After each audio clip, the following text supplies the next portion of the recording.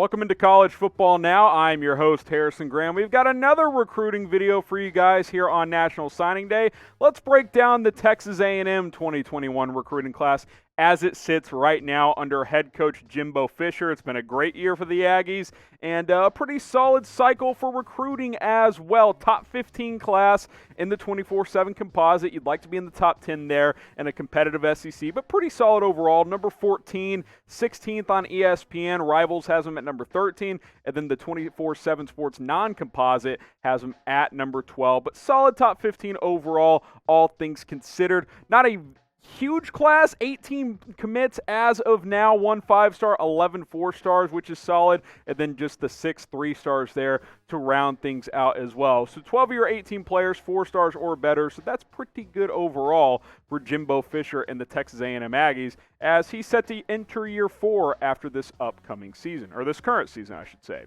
Can I get a gig-em in the comments? We've done a bunch of team videos today. Texas fans were very loud in the comment section, so you don't want to be behind them. So comment them down below. Just type gig-em in the comments. You can type it more than once. Drown out those Texas fans in the comments.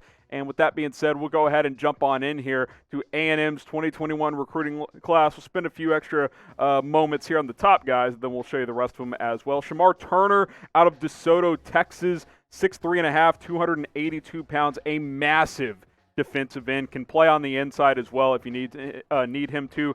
5-star player, number 31 overall. This guy's going to be a stud for Jimbo Fisher. Reuben Fatheree, the offensive tackle out of Richmond, Texas, 6'8", 305. That is a massive, massive frame. Look for him to put on 20 pounds or so, get into that 320, 325 range. Top 100 player, number 87 overall, number 15 overall player in the state of Texas. Then we got Kendal Daniels out of Oklahoma, the number 1 ranked player in the state of Oklahoma. Shout out to Jimbo for poaching him from Lincoln Riley out of the state up north up there. Safety, 6'4", 190, number 100 player in this year's class. Good get to get the top player in the state of Oklahoma by Texas A&M. We'll get to some more players here. Let's go to Marcus Burris, the defensive end out of Texarkana, Texas, 6'4", 280. Some big defensive ends in this class. Turner, 6'3", 282. Burris, 6'4", 280. Number 20 overall player in the state of Texas. They got a lot of beef coming off the edge in the upcoming future. Then you got Shadrach Banks, the wide receiver out of Houston, 6', 210, number 133 player overall, 21st ranked player in the state of Texas. Pretty good size there. He can play some slot, play some outside. We'll see where Jimbo likes him on this team. Eli Stowers, the quarterback of this class, dual threat, number 7 overall quarterback at his position, 6'4", 215. He's got the size, he's got the mobility, he's got the arm strength as well. I like Stowers a lot. I'm very fascinated to see who starts at quarterback next year, assuming Kellen Mond does not come back for a second senior season. Jahzion Harris out of Brooklyn, New York, really expanding the recruiting pipeline up there. 6'4", 215 pounds, listed as a defensive end, a little undersized. We'll see where he ends up landing there. Maybe he plays more of a bigger linebacker, defensive end hybrid spot there. Number 204 player overall. And then we've got Deuce Harmon, the number 222 player overall, 5'10", 190, the cornerback out of Denton, Texas. Now, I know you guys are focused on recruiting, but all eyes are on the college football playoff when it comes to Texas A&M fans. This is why you paid Jimbo Fisher $75 million. Can Texas A&M get into the college football playoff? They sit at number 5 heading into Selection Sunday, if you will, Championship Saturday, and then on Sunday the committee will release their top 4. So I'm going to ask you A&M fans and you college football fans who are watching this video, does Texas A&M belong in the college football playoff this year? They've lost one game. They got blown out by Alabama, but they've taken care of business otherwise. Type Y for yes. Type N for no. Should the Aggies get in this year, they better take care of Tennessee on Saturday and leave no doubt. And if you want to find out when we find out, join us for our college football playoff rankings final show on Sunday, noon Eastern. Me and Tom Downey, maybe James Yoder, will break it down for you guys as the committee releases their rankings to us. So tune in, subscribe. It's going to be a good time, and you A&M fans can find out if the Aggies make the college football playoff. More on this A&M 2021 recruiting class here.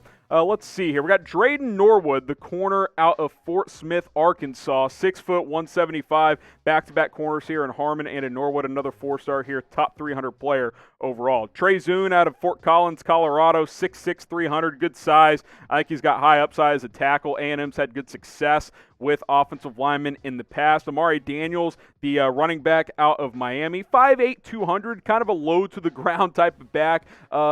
He's a thick running back, if you will. Think a bruising type, a Clyde Edwards-Helaire type of player. We'll see if he can become as good as Clyde, but he's the number 305 play overall. Then Yulkeith Brown out of Miami, the athlete, 5'10", 174 pounds, the final 4-star of Jimbo Fisher's class. Matthew Wykoff is next up here, the offensive tackle out of Magnolia, Texas, 6'5", 304. Got good size there. Top 500 player at number 436 overall, number 38 at his position. Then we've got Dametrious Crownover, also in Grandview, Texas, the tight end, 6'6", 275. I like the size there. He can block right away. We'll see if he can be a receiving threat as well. Albert Regis, Lawport, Texas, 6'1", 300. That's a big boy at defensive tackle. I think he's got some major upside as a run stopper on A&M's defense. 3 more players here. Remington Strickland, Fort Bend Christian Academy in Sugar Land, Texas, 6'4", 292, a center. So we will see if he can develop and be the next great center for Texas A&M. And then we've got, who's up next? Tyreek Chappel here, 5'11", 170, the cornerback, number 598 overall out of Philadelphia. So a couple of East Coast kids, getting a kid out of New York and now Chappel out of Philadelphia. Nice job by Jimbo Fisher expanding that recruiting pipeline. And then the final player of this year's class, Fernando Garza, the tight end out of Katy, Texas. 6'5", 244, just about 60 miles away from College Station down near the Gulf of Mexico.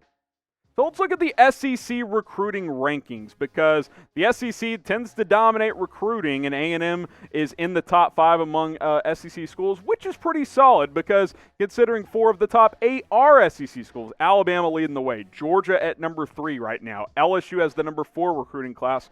Florida at 8, and then Texas A&M rounding things out at number 14. You'd like to be in that top 10 there, but you hired Jimbo Fisher to recruit better and to increase results on the field to being better overall. I'd say he's done that. He has been a major upgrade from Kevin Sumlin, who's already been fired from his next job at Arizona. So grade Jimbo Fisher's recruiting class, A, B, C, D, or F. What do you think about the job he's done on the recruiting trail this year so far? I'll go B. I can't give it an A. It's number 14. That's solid. You'd like to be in the top 10 there. I'll go B there. You paid him $75 million bucks, so you'd like to have a little bit more success, but I think this is a good class. They should be in the mix for a couple more players toward the end of the signing day cycle, which will come up in February, so we will see what happens there. But 18 players, 1 5-star, 11 4-stars, 6 3-stars. Overall, A&M should be excited for the future and definitely excited for the present. Subscribe. Find out if A&M makes the college football playoff this Sunday at noon Eastern.